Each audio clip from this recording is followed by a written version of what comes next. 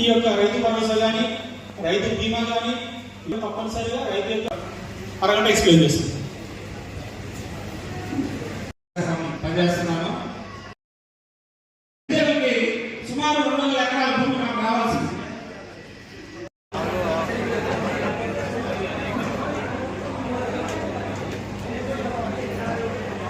దాన్ని ఈ చట్టం ఏం చేస్తే దాన్ని రీప్లేస్ చేసి భూభాగాన్ని తీసుకురావడం జరిగింది.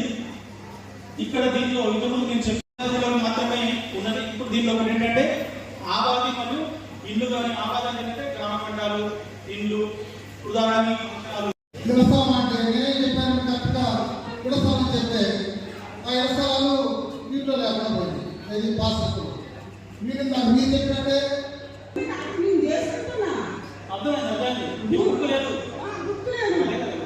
ఆబాది నాన్ అగ్రికల్చర్ అనేది సపరేట్ రికార్డు మెయింటైన్ చేయొచ్చు. ఉచిత న్యాయ సహాయం, ఈ గ్రామ రికార్డుల నిర్వహణ నేను చెప్పాను 4 రకాల రికార్డుల నిర్వహణ అనేది ఈ చట్టం ద్వారా జరుగుతుంది. ఏ కొత్త చట్టం వచ్చినా కానీ ఏ సందర్భంలో అది మనకి అవసరమని అనిపించింది, ఎందుకు వచ్చింది, ముందున్న రాష్ట్రాలు ఈ కొత్త చట్టం ద్వారా మనం ఎంతవరకు పరిష్కరించగలం అనేది గమనించవలసి ఉంటుంది.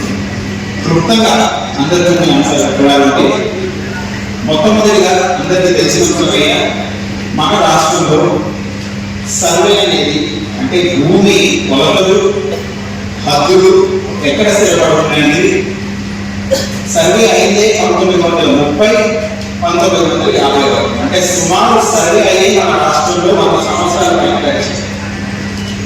ఈ 100 సంవత్సరాలలో భూమి స్వభావం మారచ్చు, కొలతలు మారచ్చు, హద్దులు మారచ్చు. అయినా కానీ అదే సర్వేని తీసుకుంటూ దానిలో యాజమాన్యం మార్చుకుంటూ బలి మనం చూసుకుపోయింది.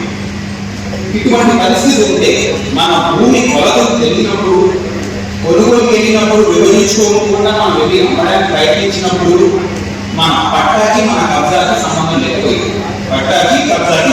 లేకపోయింది.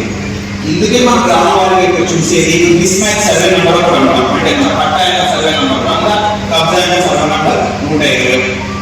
మీరేమో మళ్ళీ వచ్చి మార్కెట్ కోసం అప్లై చేసినప్పుడు, పాస్బుక్ కోసం అప్లై చేసినప్పుడు అధికారులు మీకు చేయలేమైనా మీ పట్టాకి కబ్జాకి మ్యాచ్ చేశాను. దీనికి ఒక కారణం మనం పౌతి చేసుకున్నప్పుడు వారసత్వంగా భూమి పంచుకున్నప్పుడు కాగితం పైన పనిచేస్తారు, జాగా పైన పౌతి వర్గం పెట్టారు.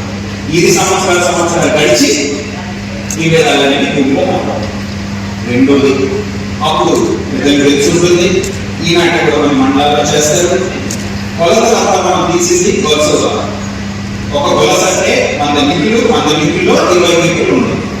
20 మీటర్లో 2 మీటర్ల వరకు తిరగాలని మనం ఒప్పుకునేవాళ్ళం. అప్పుడున్న యంత్రాలు ఒప్పుకునేవాళ్ళం. 2 మీటర్లు 2 మీటర్ల వరకు తీస్తే ఈనాడు గజానికి సెంటి విలువ పెరిగినప్పుడు ఈనాడు ఒప్పుకునే పరిస్థితి. కొత్త యంత్రాలు కొన్ని ఫోన్లు ఉన్నాయి. ఫోన్లో మ్యాప్లు చూసుకుని ఎలా వెళ్తున్నారో ఈ GPS టెక్నాలజీ అనేది వచ్చింది. ఆ GPS టెక్నాలజీతో సర్వే చేయడానికి 2 యూనిట్లు అంటే చేతులు చూపించినంత తేడాతో సహా సర్వే చేసి అప్పుడు పెట్టడానికి ఒక అవకాశం చట్టం ద్వారా తెచ్చుకున్నాం. చెప్పదలుచుకుంది భూమి రికార్డును ఫస్ట్ సృష్టించుకోవాలంటే ఫస్ట్ కావాల్సింది సర్వే. పోయిన చట్టంలో మనకి ప్రతి 30 సంవత్సరాలు ఒకసారి సర్వే చేయాలని అనుకున్నా కానీ దాదాపు 100 సంవత్సరాల వరకు నాటి సర్వే అవ్వలేదు. సర్వే చేయడానికి, ఆ సర్వే చేయడానికి నిర్వహించడానికి అధికారులను నియమిస్తూ ప్రతి గ్రామానికి లైసెన్స్ సర్వే నిర్మిస్తూ, లైసెన్స్ సర్వే ప్రైవేట్ వ్యవస్థ కాబట్టి ఆ పైన 100 సర్వే సర్టిఫై చేయించి కొత్త యంత్రాలు అంటే DGPS యంత్రాలు ఒక యంత్రం 50-60 లక్షలు ఉంటాయి. మన జిల్లా కాలంలో 2 వస్తున్నాయి ప్రైవేట్ కోసం. ఈ యంత్రాలు కూడా ఎప్పుడు జరిగింది. ఈ చట్టం ద్వారా శాశ్వతంగా సర్వే కష్టాలు GPS ద్వారా ఒకసారి హద్దులు కట్టి పెట్టేసి మన దాడు పెట్టే అవసరం లేకుండా ఈ చట్టం ద్వారా సర్వేని పూర్తిగా మనం చేయడానికి ఒక అవకాశం దొరుకుతుంది. ఇప్పుడు సర్వే చేసిన తర్వాత, హద్దులు తెలిసిన తర్వాత, కొలతలు తెలిసిన తర్వాత, భూమి స్వభావం తెలిసిన తర్వాత యాజమాన్యమైన మన జిల్లాలో తెలుసు, తెలియదు. మన జిల్లాలో 1,00,000 పైన సాదా పైదానా ద్వారా కొనుగోలు చేసిన కాగితాలు అమలు కోసం పెండింగ్లో ఉన్నాయి. జూన్ 2, 2014 ముందు కొనుగోలు అమలైతే 2020 అప్లికేషన్ చేసుకున్న వాళ్ళైతే అప్లికేషన్ చేసుకున్న వాళ్ళు చాలా అర్థం ఉన్నారు, వేసుకున్నారా కొంతమంది తెలియదు. మీరు మీ కుటుంబ సభ్యులు వేసుకున్నారు, వచ్చి మీరు మెసేజ్ అప్లికేషన్ వేసేది ఆ డేటాబేస్ మనకి స్క్రీన్ నుంచి వస్తున్నాం.